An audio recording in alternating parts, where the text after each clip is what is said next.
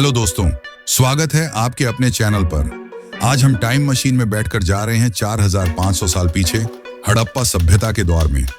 ये वो लोग थे जिन्होंने बिना गूगल मैप्स के स्मार्ट शहर बनाए, बिना प्लम्बर के ड्रेनेज सिस्टम और बिना जोमाटो के खाना मैनेज किया। तो कमरबंद कस लो और चलो इस मस्त सफर पर जहां इतिहास मजेदार बनने वाला है।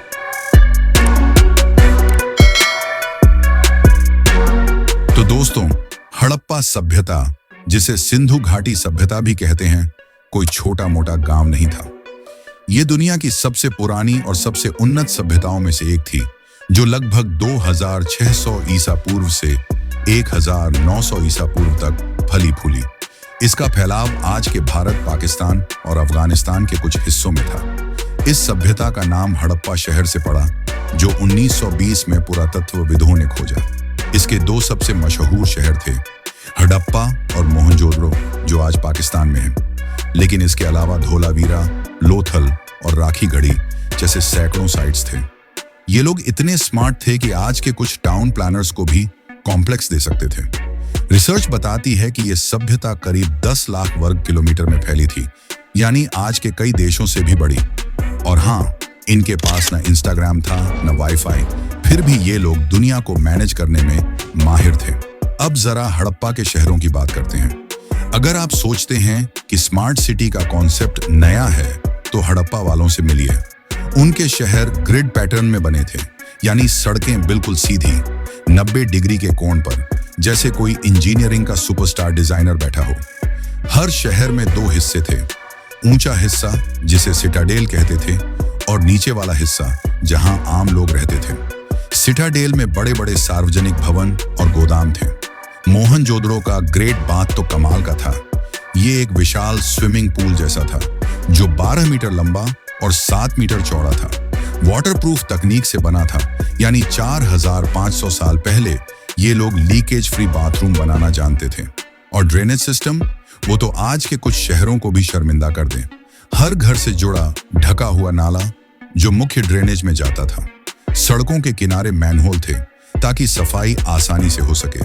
पुरातत्वविदों के मुताबिक मोहनजोदड़ो में 700 से ज्यादा कुएं थे, यानी पानी की कोई कमी नहीं। आजकल तो कुछ मोहल्लों में गटर ओवरफ्लो हो जाता है, लेकिन हड़प्पा में गंदगी का कोई सीन नहीं था। हड़प्पा वाले सिर्फ सिटी प्लानिंग में ही नहीं, बिजनेस में भी उस्ताद थे। रिसर्च बताती है कि ये लोग मेसोपोटामिया, आज का इराक, ईरान और मध्य एशिया तक व्यापार करते थे, समुद्र के रास्ते और जमीन के रास्ते। इनके जहाज लोथल के बंदरगाह से चलते थे, जो दुनिया का सबसे पुराना डॉकयार्ड माना जाता है। सोना, चांदी, तांबा, मणके, कपास और लकड़ी का सामान एक्सपोर्ट करते थे। और बदले में क्या लेते थे? कीमती पत्थर, धातु और शायद कुछ मसाले। इनके पास स्टैंडर्ड वजन और माप की सिस्टम थी, यानी कोई ठगी नहीं। पुरातत्वविदों को 1 ग्राम से लेकर 13 किलो तक के पत्थर के बांट मिले हैं। और हाँ, उनकी सील्स, ये छोटे छोटे पत्थर के टुकड़े थे, जिन पर जानवरों की तस्वीरें और अजीब सी स्क्रिप्ट थी। ये सील्स उनका ट्रेडमार्क थी, जैसे आज का बारकोड। लेकिन उस स्क्रिप्ट का रहस्य आज तक कोई डीकोड नहीं कर पाया। कुछ लोग मजाक में कहते हैं, शायद ये लोग अपने खाने का मेन्यू लिखते थे। रिसर्चर्स का मानना है कि ये स्क्रिप्ट व्यापार और हिसाब किताब के लिए थी, लेकिन इसका सच अभी तक अनसॉल्व्ड है। अब बात करते हैं हड़प्पा वालों के लाइफस्टाइल की। ये लोग सिर्फ काम धंधे वाले नहीं थे, बल्कि स्टाइल में जीना भी जानते थे। पुरातत्वविदों को मिट्टी के बर्तन, गहने और खिलौने मिले हैं, जो बताते हैं कि इनका जीवन कितना रंगीन था। औरतें और मर्द दोनों गहने पहनते थे, हार, चूड़ियां, झुमके और यहाँ तक कि हेयर पिन। टेराकोटा की मूर्तियों से पता चलता है कि औरतें मेकअप भी करती थीं, जैसे लिपस्टिक और काजल। मोहनजोदड़ो में मिली डांसिंग गर्ल की मूर्ति तो आज भी फैशन आइकन लगती है। खाने में ये लोग गेहूं, जौ, चावल और दालें खाते थे। मछली और मांस भी उनके मेन्यू में था। और हाँ, इनके पास गाय, भैंस, भेड़ और कुत्ते जैसे पालतू जानवर थे। बच्चों के लिए मिट्टी के खिलौने थे, जैसे बैलगाड़ी और छोटे छोटे बर्तन। कुछ रिसर्चर्स कहते हैं कि ये लोग पासा खेलते थे, यानी गेमिंग का शौक तब भी था। और उनकी धर्म की बात करें तो कोई बड़ा मंदिर नहीं मिला, लेकिन प्रोटो शिव जैसी मूर्तियां मिली हैं, जो बताती हैं कि शायद ये लोग प्रकृति और देवी देवताओं की पूजा करते थे। लेकिन सच्चाई वो अभी भी रहस्य है। हर कहानी का अंत होता है और हड़प्पा की कहानी भी धीरे धीरे खत्म हुई। रिसर्चर्स के मुताबिक ये सभ्यता 1900 ईसा पूर्व के आसपास कमजोर पड़ने लगी। लेकिन क्यों? इसके कई थ्योरी हैं।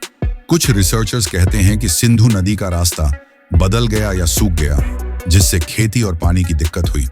कुछ कहते हैं कि भूकंप या बाढ़ ने तबाही मचाई। कुछ का मानना है कि बाहरी हमले हुए, जैसे आर्यन आक्रमण, लेकिन इसके पक्के सबूत नहीं हैं। जलवायु परिवर्तन भी एक बड़ा कारण हो सकता है, क्योंकि उस समय सूखा पड़ने के सबूत मिले हैं।